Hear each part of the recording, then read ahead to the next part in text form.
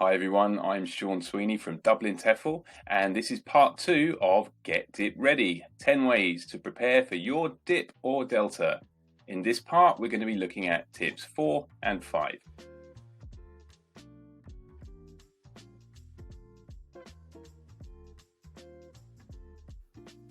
Tip number 4 is find your people. This is all about developing and cultivating an online personal learning network, or PLN.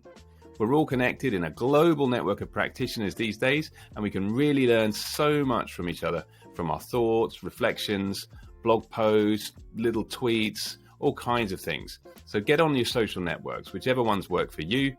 Get on a few, join some groups online, and really start cultivating that personal learning network. You never know when something will pop up that might spark an idea that's useful for a Dip TESOL project, for a lesson. You can go and ask for help, look for references. It's so useful to have this body of people to kind of fall back on and ask questions of. Now let's listen to a couple of our Dip TESOL candidates here at Dublin TEFL about how they've used personal learning networks online and social media to help them with their dips.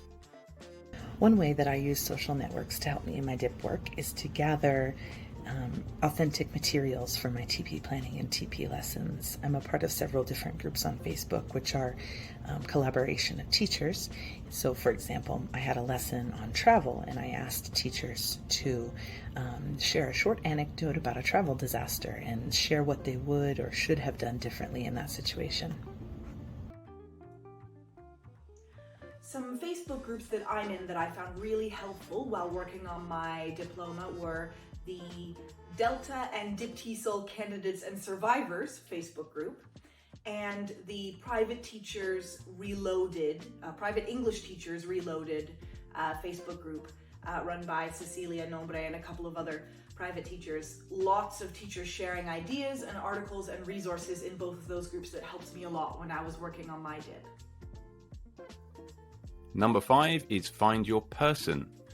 So this is about critical friendships. We talked before in the first video about how reading a lot around the dip is important, how making notes in a systematic way is important, and it definitely is. But if you really want to aid your recall and your understanding, the best thing to do is talk it through.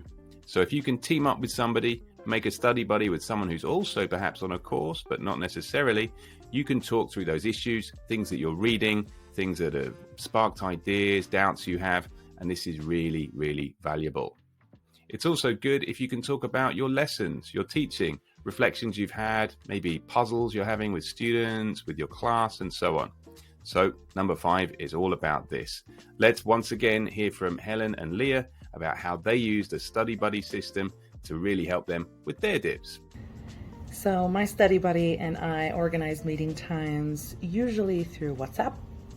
It's also how we connect and chat about different things related to dip and teaching in general. But we usually meet on Zoom and have Zoom chats weekly and organize our study plan for the week, but then we also kind of touch base and make alternate plans via WhatsApp. So we found that to be the best way for us. The main ways that having a study buddy helped me work on the Dip TESOL were accountability and motivation.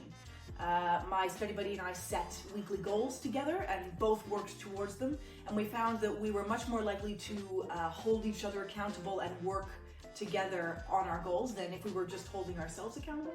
It helped us stay motivated, and we sent each other motivating messages. And there we go. That's tips 4 and 5. Find your person, find your people. All about making connections.